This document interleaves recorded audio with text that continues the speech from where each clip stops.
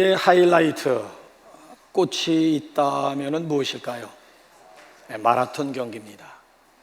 그러면 그 마라톤의 총 거리는 얼마나 될까요? 어떻게 이렇게 잘하세요? 42.195km입니다. 그러면 어떻게 해서 마라톤 경기가 시작이 되었고, 왜 하필이면 그 거리가 42.195km가 되었을까요? 그리스 마라톤이라고 하는 지역에서 11만 대군의 페르시아 군과 1만 우리 군대, 그리스 군대, 기병대가 되겠죠. 1만 명의 그리스 기병대가 전쟁을 했는데 그리스가 극적으로 승리를 거두게 되었습니다. 11만 대 1만 명이에요. 정말 이 놀라운 승리의 기쁨을 피데스라고 하는 사람이 죽으라 하고 마라톤에서 아테네까지 달려서 승전보를 알리고 그 자리에 쓰러져 죽었습니다. 그 달린 마라톤에서 아테네까지 그 거리가 42km라고 하는 것입니다. 이렇게 해서 마라톤이 시작이 되었습니다. 사실 42.195km를 달린다라고 하는 것은 인간의 한계를 뛰어넘는 사투와도 같다고 할 것입니다. 근데 놀라운 것은 성경을 보게 되면 우리 신앙생활을 단거리 경주가 아니고 장거리 경주로 비유하고 있습니다. 이런 의미에서 오늘 우리의 정체성을 찾는다면 우리는 마라토너, 즉 마라톤 선수라고 할 수가 있습니다. 자, 우리 말씀을 함께 나누기 전에 좌우에 앉은 분하고 당신은 마라토너입니다. 한번 인사 한번 나눌까요? 네, 우리는 2024년이라고 하는 필드에서 이제 막 출발을 해서 반환점을 돌았어요. 정확하게 반환점을 돌고 다시 이제 후반부를 치고 나가게 되었습니다. 성경 보게 되면 신앙생활을 경기로 비유하는데 그 경기 중에서도 장거리 마라톤으로 비유하는 곳이 여러 군데가 있어요. 그 중에서 가장 대표적인 본문을 찾아본다면 오늘 본문 말씀과 함께 디모데후서 4장 7절을 우리 한번 다 같이 보실까요? 디모데후서 4장 7절 시작. 나는 선한 싸움을 싸우고 나의 달려갈 길을 마치고 믿음을 지켰으니 나의 달려갈 길을 마치고 믿음을 지켰다. 즉 믿음의 완주를 고백하고 있지요. 자, 이제 히브리서 12장 1절 우리 파송성으로 부를 터인데 가사 그대로 곡만 붙인 찬양이죠. 자, 우리 한번 읽어볼까요? 시작. 이러므로 우리에게 구름같이 둘러싼 허다한 증인들이 있으니 모든 무거운 것과 얽매이기 쉬운 죄를 벗어버리고 인내로서 우리 앞에 당한 경주를 경주하며.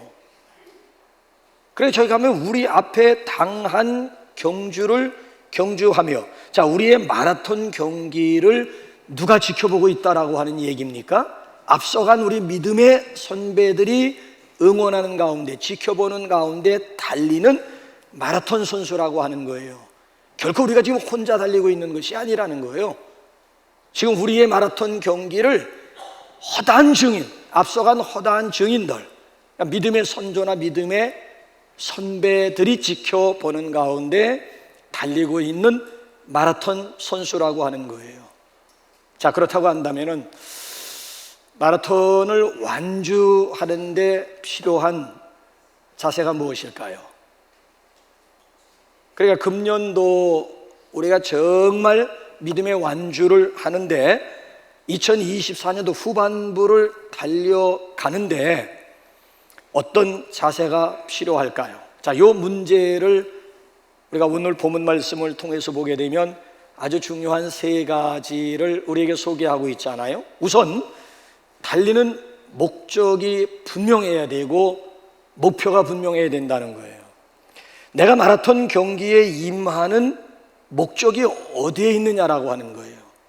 제가 이렇게 목회를 하면서 보면은 성도들 가운데는 여러 가지 성도들이 있어요. 참가하는 데에서 의미를 찾으려고 하는 성도들도 보았고요. 남들이 뛰니까 나도 한번 뛰어볼까, 소위 덩달아 뛰는 그런 선수들도 보았고요. 또 내 의지와는 전혀 상관없이 지인들에 의해서 소위 등 떠밀기 식으로 필드에서 뛰는 성도들도 보았어요. 이거 다 바람직한 자세는 아니잖아요. 이런 흐리멍텅한 자세 가지고 무슨 좋은 결과를 얻을 수가 있겠습니까? 저는 마라톤의 고장 춘천 의암댐에서부터 저기 서면으로 해가지고 춘천댐, 그 다음에 우두동 쭉 해가지고 한 바퀴 도는데 42.195km예요. 마라톤 완주 코스입니다. 춘천 출신이기 때문에 여러 번 마라톤에 출전해 봤지만 단 한 번도 완주해 보는 일은 없습니다. 그러니까 이 마라톤이라고 하는 것이 애들 장난이 아니더라고요. 그러니까 아예 출발할 때 목적이 분명해야 되고 목표가 분명하지 않으면 완주하기 힘든 경기가 마라톤 경기예요. 자, 목적과 목표의 차이가 뭐지요? 물론 여러 가지 각도에 따라서 다양한 설명들이 가능할 거예요. 목적이 뭐 이유라면 목표는 방법이라 뭐 이렇게 얘기하기도 합니다만은, 쉽게 말씀드리면 이 목적이라고 하는 것은 추상적인 개념이라고 한다면은 목표는 구체적인 것입니다. 자, 오늘 여기 본문 말씀을 보게 되면은 우리가 달리는 목적을 어디에 두어야 된다라고 하는 것입니까? 자, 우리 한번 24절 하반절 한번 볼까요? 오늘도 우리가 달리는 목적을 어디에 두어야 되는지. 시작. 너희도 상을 받도록 이와 같이 다름질하라. 다름질하는 목적을 어디에 두라고 하는 거예요? 상을 얻기 위해서 달리라는 거예요. 그래서 필립보서 3장 보게 되면 위에서 부르신 부름의 상을 위하여 내가 달려가노라. 위에서 부르신 부름의 상을 위하여 내가 달려가노라. 목적은 상을 위해서 달리는 거예요. 그러면 목표는 뭘까요? 필립보서 3장 보게 되면 위에서 부르신 부름의 상을 위하여 달려가는데 그러기 위해서 표대를 향하여 달려간다라고 하는 고백이 나와요. 자, 상을 얻기 위해서 뛰는데 그 상이 어떤 상이 구체적으로 금메달이 목표입니까? 아니면 은메달입니까? 아니면 동메달입니까? 아니면 10위권 안에 드는 것이 금년의 목표가 되고 있습니까? 이 목표가 분명하게 되면 과정 가운데서 어려움을 얼마든지 극복할 수가 있는 거예요. 자, 목표가 분명하게 되면 그 긴 훈련의 과정 속에서 오는 고난이라든지 여러 가지 유혹을 넉넉히 극복할 수가 있습니다. 자, 피말리는 체중 감량이라든지 다이어트에 강력한 동기를 줄 수 있는 것이 목표가 분명해야 된다라고 하는 얘기예요. 우리 신앙생활도 마찬가지라고 하는 거예요. 목표가 분명하면 믿음 생활 가운데서 인내할 수도 있고요. 목표가 분명하면은 얼마든지 잘 달려갈 수가 있어요. 자, 이 목적과 목표를 제가 다르게 다시 한번 설명을 드린다면은 다이어트 하는 목적이 뭡니까? 여러분, 다이어트 하는 목적, 애나 어린이나 머릿속에 항상 다이어트가 있다고요.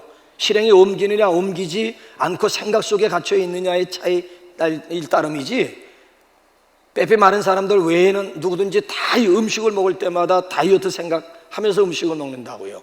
이게 몇 칼로리나 되느냐, 이거 먹음으로 인해서 어떻게 되느냐. 저 같은 경우에는 라면을 굉장히 좋아하는데 라면을 못 먹어요. 그게 다 살로 가기 때문에.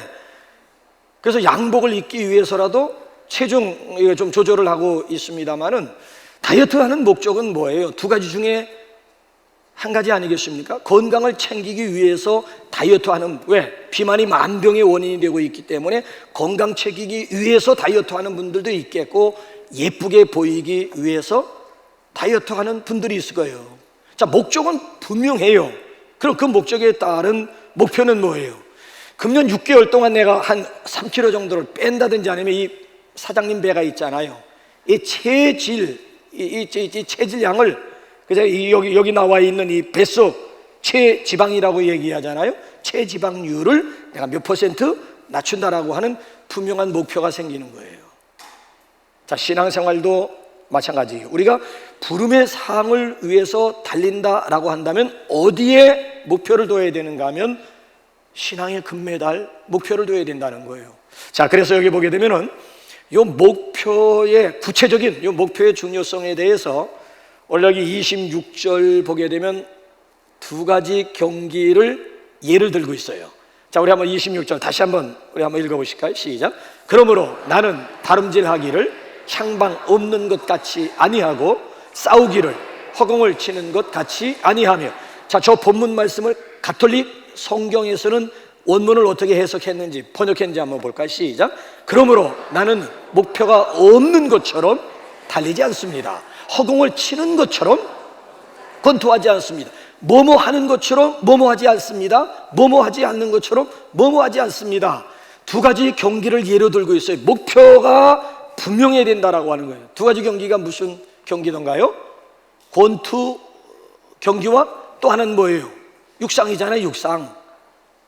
그러니까 권투 선수가 막 허공을 향해서 주먹을 날려봐야, 그러니까 이 권투 선수는 허공을 치면 안 되고 분명한 타겟을 정해놓고 상대방을 향해서 주먹을 날려야 된다는 거예요. 계속 잽을 재다가 사정권 안에 들어왔을 때 완번째로 때려 눕혀야 결국은 목에다가 금메달. 목표가 분명해야 된다. 상대방을 향해서 주먹을 날려야 된다는 얘기고요.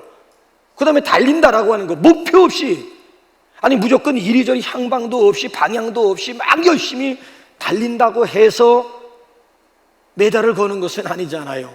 아니 표대를 향해서 반환점을 향해 가지고 열심히 달려야 결과가 있는 것이지, 향방도 없이 표대도 없이 방향 없이 달려서는 안 된다라고 하는 이야기예요. 한 가지 제가 여러분들에게 질문 하나 드려볼게요. 여러분은 결혼의 목적이나 목표를 어디에 두고 계십니까? 제가 자매들에게 그런 얘기를 많이 들었습니다. 연애 시절에는 그렇지 않았는데 정말 끔찍이도 잘했다는 거예요. 연애 시절에는 끔찍이도 잘했는데 결혼하고 나서 사람이 확 달라졌다는 거예요. 우리 형제님들의 얘기를 제가 또 들어봤어요. 잡아놓은 고기에게 목사님 떡밥 주는 거 봤습니까? 뭐 이런, 그 무슨 의미인지는 잘 모르겠습니다만은 잡아놓은 고기에게 떡밥 던지는 법이 있느냐라고 얘기를 하고, 또 어떤 분은 무슨 얘기를 하는가 하면은 이미 결혼했었는데 뭐, 이미 결혼했는데 뭐, 이미 결혼했는데요 뭐, 이미 그래서 뭐 함부로 아내에게 함부로 대하기도 하고 잘 씻지도 않고 저녁에 늦게 들어오고 이제 마치 정복했다라고 하는 식으로 막 나가는 거예요. 막 사는 거예요. 아내들도 마찬가지예요. 이젠 결혼했으니까 그래서 막 늦게 일어나고 밥도 제대로 안 해주고 또 밖에 나가서 다른 여자들이 쳐다보지 못하도록 잔뜩 먹여가지고 막 살을 막 찌우기도. 그래서 좌우지간 연애 시절에는 좋았는데 결혼하고 나서 하루도 조용할 날이 없다는 거야. 막 전쟁 아닌 전쟁을 하면서 산다라고 하는 그런 자매들도 여러 명 만나보았습니다. 자, 왜 이런 현상이 일어난다고 생각하십니까? 어째서 이런, 왜 연애 시절 아니 또 결혼 이후 왜 이렇게 전혀 남자고 여자고 왜 전혀 달라진다고 생각하십니까? 이게 결혼, 아니 목적은 이루었지만은 목표가 없기 때문에 그런 거예요. 소위 말하면 꼭지점을 잃어버린 결과라고 분명하게 말씀드리고 있습니다. 내가 원하는 대상과 결혼을 해서 목적은 이루었는지 모릅니다만은 그 이후 목표를 잃어버린 거예요. 그 목표라고 하는 것이 뭔 줄 아십니까? 자, 남편도 꼭지점을 향해서, 그렇잖아요? 남편도 분명히 꼭지점을 향해야 되고 아내도 꼭지점을, 결혼 이후에는 이게 이루어져야 되는 거예요. 연애 시절에는 I love you, you love me 가지고 충분히 다 통할 수 있어요. 근데 결혼하고 난 다음에는 하루에 뭐 10번, 3번 뭐 I love you, you love me 이거 확인한다고 되는 문제는 아니에요. 결혼하기 전에는 이게 가능한 얘기예요. 근데 결혼하고 나면 이제는 분명한 목표점이 있어야 된다는 얘기예요. 남편도 삼각형 꼭지점에 계신 그리스도를 바라보고 아내도 삼각형 꼭지점에 있는 그리스도를 바라봐야 된다는, 이제는 연애하기 전에 서로 마주보는 관계지만 결혼하고 난 다음에는 같은 방향, 남편과 아내가 같은 방향을 바라보는 꼭지점이 있어야 된다. 그 꼭지점에서 만나야 된다는 얘기예요. 꼭지점 대신 그리스도 안에서 둘이 하나 되는 것이 목표를 이루어야 된다는. 그렇게 되면 아내는 자기 남편을 죽게 하듯 순종할 수가 있고요, 남편은 자기 아내를 주께서 교회를 사랑하듯이 자기 아내를 끔찍이도 사랑할 수가 있다라고 하는 얘기예요. 문제는 뭔가 하면 구체적인 목표를 잃어버렸다라고, 결혼의 목표를 잃어버렸다. 그리스도 안에서 하나 되는 것이 목표를 이루어야 되는데 그 목표를 잃어버린 결과가 이런 현상들로 나타날 수밖에 없다는 거예요. 그래서 우리는 신앙생활의 목표를 어디에 두어야 되는가 하면 표대 대신 그리스도를 닮아가는 데 목표를 둬야 돼. 그래서 사도 바울이라고 하는 사람을 빌립보서 2장에 보게 되면은 내게 사는 것이 그리스도니 죽는 것도 유익함이니라. 내게 사는 게 그리스도, 사는 목표, 목적이나 목표가 어디에 있는가 하면 그리스도의 인격, 그리스도의 형상을 닮아가는 데 목적을 두었다는 거예요. 그렇기 때문에 이제는 신앙생활의 경주를 하더라도 참가하는데 의미를 여러분 둘 생각하지 마세요. 좀 더 거룩한 목표가 있어야 된다라고 하는 얘기예요. 기왕이면 그렇지 않습니까? 적극적인 그런 자세를 가지고 영적인 금메달을 목표로 향해서 달려야 할 줄로 믿습니다. 여러분들 금년 목표는 뭐예요? 우리 장로님 기도하실 때에도 금년의 교회 표를 가지고 기도하셨잖아요. 우리 교회 금년의 표는 우리 뒤에 나와 있는 대로 건강한 교회, 행복한 공동체를 경험하는 것입니다. 자, 이에 따라서 우리가 5가지 구체적인 목표를 내걸었습니다. 그 5가지 목표가 뭘까요? 자, 옆에 컨닝하셔도 되지만 우리 앞에 화면 한번. 자, 건강한 교회, 행복한 공동체를 우리가 경험하기 위한 구체적인 5가지 목표가 뭘까요? 자, 우리 한번 화면 한번 띄워줘 보실래요? 첫째가 뭡니까? 주일 성수를 통한 예배 회복. 두 번째 목표가 뭡니까? 11조 생활을 통한 온전한 헌신. 세 번째 목표가 뭡니까? 1인 1명 전도를 통한 영적 성장. 네 번째 목표가 뭡니까? 성경 통독을 통한 풍성한 영성. 마지막 5번째 목적이 뭡니까? 매일 기도를 통한 행복한 동행입니다. 자, 이제 우리가 전환점, 반환점을 돌았어요. 정확하게 6개월을 보내고 오늘 7월 첫 주일, 이걸 우리가 맥주 감사주일이라고 그래요. 맥주 감사주일은 지난 6개월, 지내온 지난 6개월을 뒤돌아보면서 감사거리, 우리가 찾아서 하나님 앞에 우리의 마음을 표현하는 것과 동시에 이제 6개월 또 후반부 있잖아요. 6개월을 어떻게 우리가 달려갈 것인가. 아니, 6개월 우리의 기대가 뭔가, 우리의 소원을 가슴에 품고 이제 후반부 힘차게 달려갈 거라고요. 자, 지난 6개월을 뒤돌아보면서 5가지 목표 가운데 여러분들이 미흡한 점, 여러분 개인적으로 미흡한 점은 무엇입니까? 1, 2, 3, 4, 5 중에 분명히 여러분들 한두 가지가 걸려 있을 거라고요. 아, 다른 것은 그런 대로. 근데 요것만큼은, 근데 이것은 아직, 그 아직이라고 하는 것이 뭐예요? 후반부에는 그 목표, 분명한 그 목표를 가지고 후반부 도전하고 전진하는 거예요.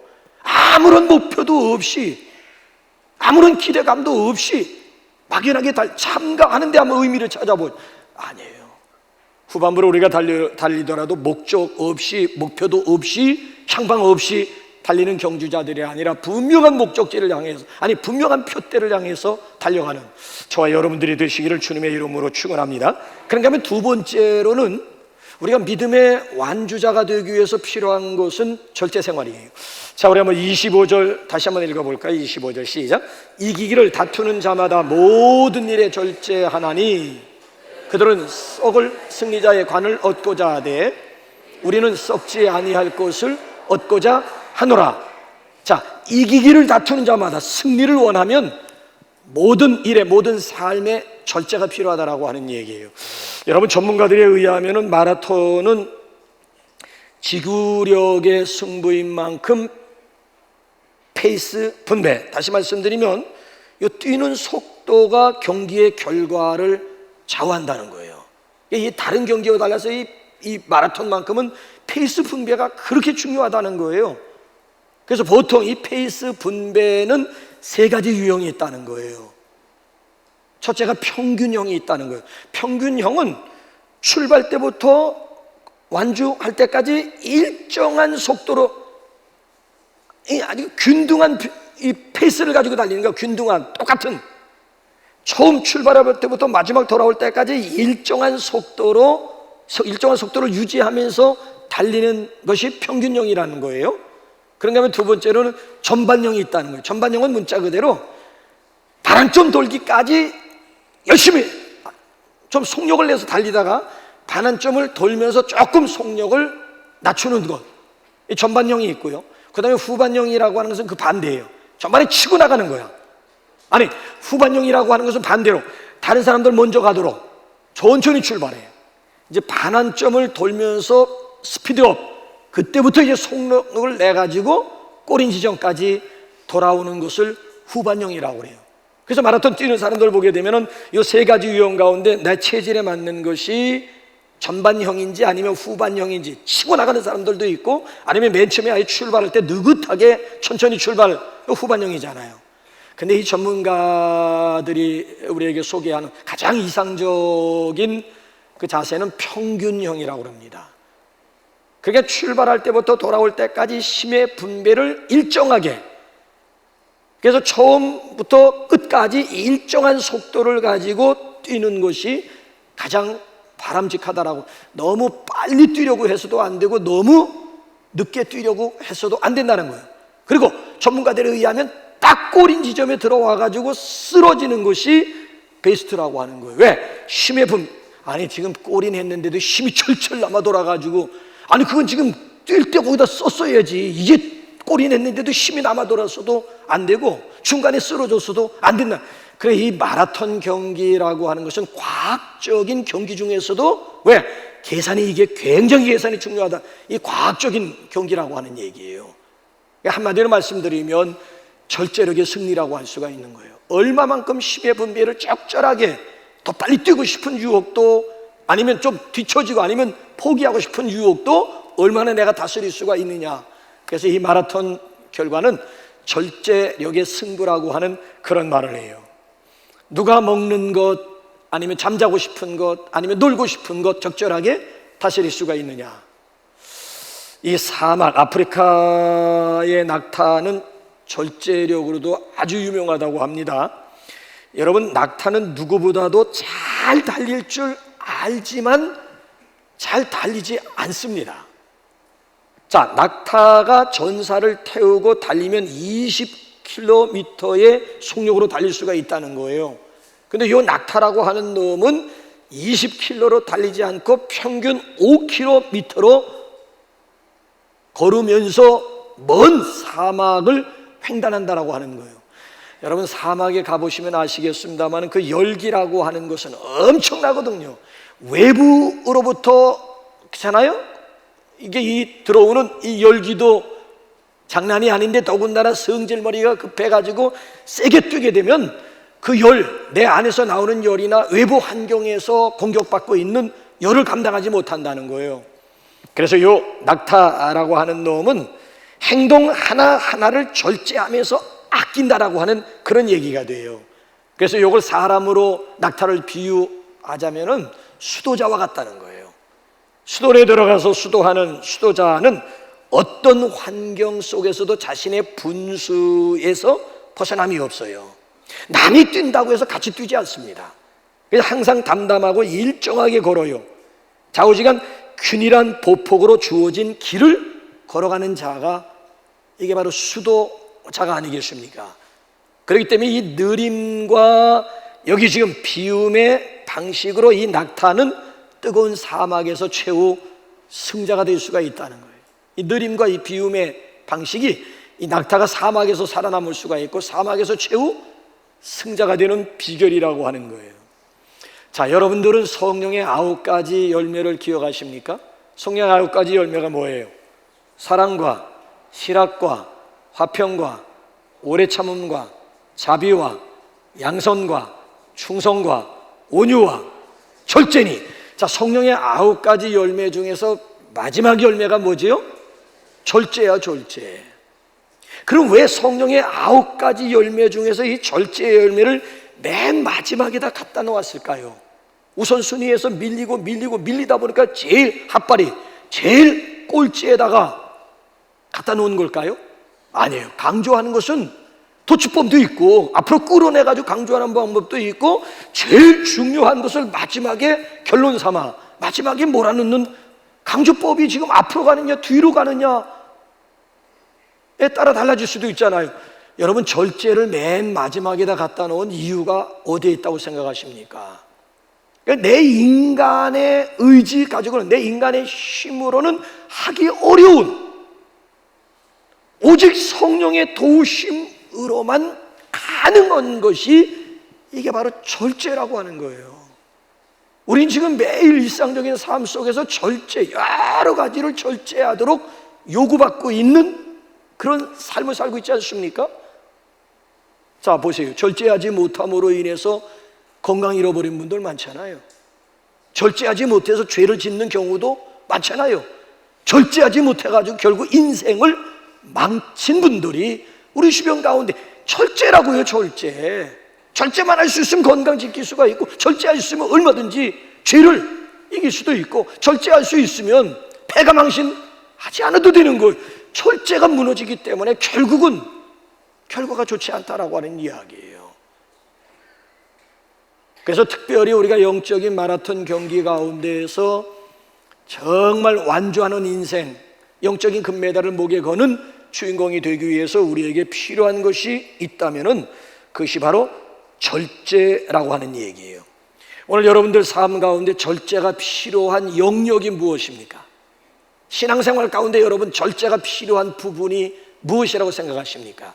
우리 이번 주간, 우리 후반기 가운데 우리 한 가지씩 절제해 갈 수 있도록 특별히 우리 성령님의 도우심을 간구하는 저와 여러분들이 되시기를 주님의 이름으로 축원합니다. 자, 마지막 세 번째로 완주하기 위한 바람직한 자세는 연습이요 훈련입니다. 자, 27절 우리 한번 다 같이 한번 읽어볼까요? 시작. 내가 내 몸을 쳐 복종하게 하면 내가 남에게 전파한 후에 자신이 도리어 버림을 당할까 두려워. 자, 내가 내 몸을 친다라고 하는 것은 헬라어로 말씀을 드리면은 둘라고구예요.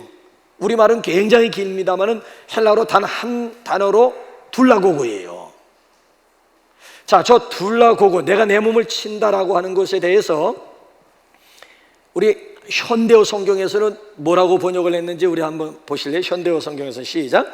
운동선수처럼 나는 내 몸을 엄격히 단련합니다. 내 멋대로가 아니라 마땅히 할 일을 해낼 수 있도록 훈련합니다. 그러니까 둘라고고 내가 내 몸을 친다라고 하는 것에 대해서 현대인의 성경이 아니라 현대어 성경, 현대어로 번역한 성경을 보게 되면 단련, 둘라고고가 단련, 훈련으로 소개하고 있어요. 그러니까 마치 이건 야생마를 붙잡아다가 길들이는 것을 둘라고고 훈련이라고 얘기를 하는 거예요. 지금이야 어림도 없습니다만은 아주 옛날 영국 사람들, 미국 사람들 같은 경우에 저 아프리카에 가가지고 건장한 막 흑인 청년들을 붙잡아다가 놓고 어떻게 길들여가는 줄 아십니까? 붙잡아다가 그냥 붙잡아 와가지고 묶어놓고 이유도 없이 때리고 이유도 없이 미치시 막 굶기고 매겼다 굶기고 때리고. 언제까지 그런 일을 계속하는가 하면은 주인의 딸, 그러나 어린 소녀 앞에서도 고분할 때까지 패고 굶기고 이런 걸 계속 반복하면서 훈련한다라고 하는, 마침내 순한 어린 양으로 만들어지는 거예요. 주인 아이들 앞에서도 막 옛설 하면서 고분고분할 정도, 이 하루아침에 만들어진 것이 아니고요, 오랜 세월 동안 얻어맞아가면서 굶어가면서 훈련의 결과가 바로 오늘의 순한 양이 된다라고 하는 얘기예요. 자, 호호 백발의 노인 한번 보여주실래요? 사진 한번 보여주실래요? 맨 앞에 저 모자 벗으면 아주 머리가 큰 할머니인데 자세가 어때요? 구부정한 자세잖아요. 저 노인 어른이 400m나 제대로 뛸 수가 있을까요? 3번의 유방암 수술을 받은 분이에요. 근데 저게 지금 장면이 로마 올림픽에서 42.195km를 7시간 20분 만에 완주하면서 주변에 있는 사람들에게 환영을 받고 있는 그런 내용이에요. 원래 저 크라운이라고 하는 저 할머니는 하이킹이 취미 생활이었어요. 근데 70세, 저기 지금 88세거든요. 70세부터 인생의 목표를 마라톤 풀 코스로 잡은 거예요. 70세에 이제 내 인생은 마라톤 42km를 내가 완주하는 것에 목표를 두겠다 해서 지금 저기 8번째 완주하는 내용이에요. 자, 70세 때 내가 이제 남아있는 인생 마라톤 풀 코스가 내 인생의 목표다, 그 정해놓고 그날부터 매일같이 5km 이상을 달린 거예요. 몸 만들기 들어간 거예요. 그때부터 6개월 후 LA에서 열리는 마라톤 대회에 참석해가지고 4시간 27분 만에 완주를 한 거예요. 70세 노인네가 42km를 뛰는데 4시간 27분 만에 완주를 하게 된 거예요. 그리고 그 한순간을 위해서 계속 70세부터 뛰기 시작해가지고 저게 지금 8번째 88세가 되어가지고 이제 4시간 27분이 아니라 7시간 20분 만에 완주를 했습니다마는 그걸 끝으로 이제 로마 마라톤을 끝으로 은퇴를 선언하면서 은퇴 선언 시에 이분이 아주 명언다운 그런 명언을 하나 남겼어요. 마라톤이라고 하는 것은 마치 부작용 없는 마약과도 같다. 울적할 때 달리면 언제나 웃으며 돌아오게 된다. 울적하고 우울할 때 달리면 언제나 웃으면서 돌아오게 된다라고 하는 멋있는 말을 했어요. 자, 우리 가운데 88세 이상 되신 분들 한번 손들어 한번 보세요. 우리 지금 1부, 2부는 아무도 없었어요. 3부 예배 때 88세 이상 되신 분들 한번 손들어 보시라고요. 어떻게 도전 한번 해보시겠어요? 아이고, 뭐 전부 다 한 2-3분이 들었는데, 아유. 그러나 여러분 보세요. 어떻게 이 88세 크라운 할머니가 8번씩이나 풀 코스를 완주할 수가 있었을까요? 철저히 매일같이 그 한순간을 위해서 5km 매일, 추우나 더우나 비가 오나 눈이 오나 5km 이상을 매일같이 달리면서 몸을 만든 결과였다라고 하는, 이 훈련의 결과예요. 농구 용어 중에서 버저비터라고 하는 말이 있잖아요. 마지막 버저와 함께 터지는 극적인 골, 역전의 묘미가 있는 골을 비저버터라고 얘기를 하잖아요. 근데 그 NBA 농구의 마이클 조던이라든지 매직 존슨 같은 분들은 버저비터의 귀재들 아닙니까? 여러분, 버저비터의 기적이라고 하는 것은 우연이 아니라는 거예요. 수천 수만 번의 연습과 훈련의 결과가 오늘의 마이클 조던을 낳았고 매직 존슨이라고 하는 농구 황제를 낳을 수밖에 없었다는 거예요. 우연이 아니에요. 수백 번 수천 번의 실패와 연습 결과가 오늘의 버저비터를 낳게 되었다라고 하는 얘기. 우리의 신앙이라든지 우리의 삶도 마찬가지입니다. 그래서 사도 바울이 완주하면서 우리에게 뭘 권면하는가 하면은 디모데후서 4장 7절 조금 전에 읽었는데, 이번엔 디모데후서 4장 7절이 아니라 디모데전서 4장 7절을 우리 한번 끝으로 한번 확인 한번 해볼까? 시작. 망령되고 허탄한 신화를 버리고 경건에 이르도록 내 자신을 연단하라. 자, 경건에 이르도록 내 자신을 연단하라. 사도 바울이 내가 나의 달려갈 길을 마치고 나는 믿음을 지켰다, 믿음의 완주를 죽음을 눈앞에 두고 고백하지 않았습니까? 믿음의 완주가 되기까지 내 자신을 내 자신을 연습하라. 어떤 번역 성경을 보게 되면 내 자신을 훈련하라고 그랬습니다. 여러분, 그렇습니다. 자신을 끊임없이 단련하고 준비하고 있으면은 하나님의 때에 반드시 아주 귀하게 쓰임받게 될 줄로 믿습니다. 특별히 우리가 믿는 하나님은 독수리 훈련하시는 하나님이에요. 이스라엘 백성들을 한번 보세요. 애굽에서 430년 동안 빠져나와서 지도를 보게 되면 지름길로 올라가게 되면, 빨리 올라가면 일주일, 천천히 올라가면 보름이면 들어갈 수 있는 가나안 거리였어요. 근데 하나님께서는 430년 동안 종살이 시키고 결국 출애굽을 시켜서 가나안, 젖과 꿀이 흐르는 가나안을 선물로 주실 때에 지름 코스로 인도한 것이 아니라 오히려 삥 이스라엘 백성들을 돌려서 광야로 인도하신 거예요. 광야 40년 동안 광야 훈련을 통해 가지고 마침내 젖과 꿀이 흐르는 가나안의 주인공 되게 하신 거예요. 가나안이라고 하는 것은 훈련의 결과라고도 말씀드릴 수가 있습니다.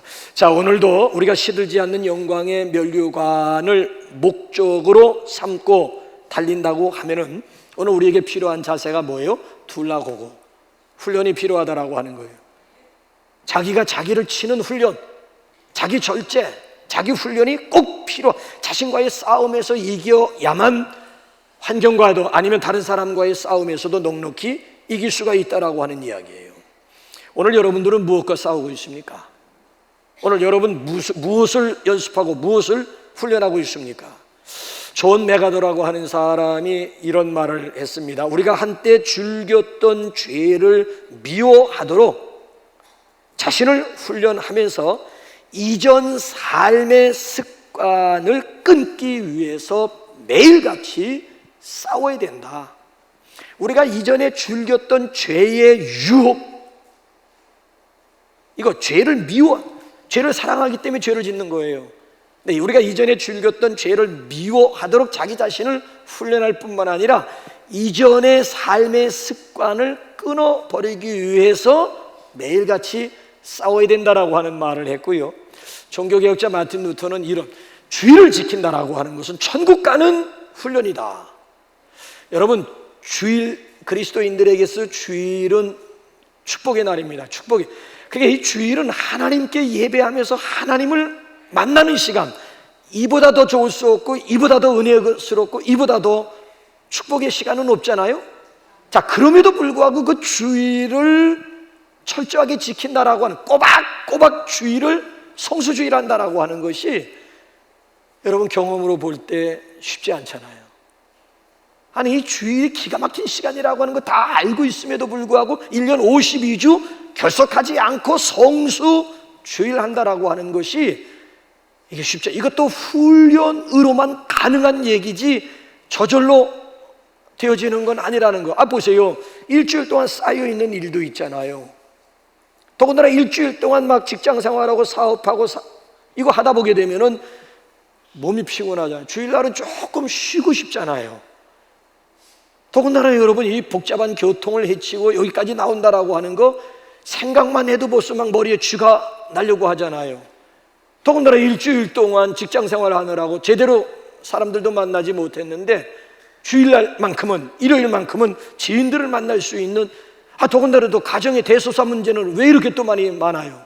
대소사 이것도 치르고 쫓아다니고 하려고 하다 보면 내 마음과는 상관없이 주일을 성수주일 한다라고 하는 것도 현실적으로 쉽지가 않잖아요. 이것도 연습이 필요하고 이것도 훈련. 그러니까 루터라고 하는 사람이 주일을 지킨다라고 하는 것은 천국 가는 훈련이라고 소개하고 있는 거예요.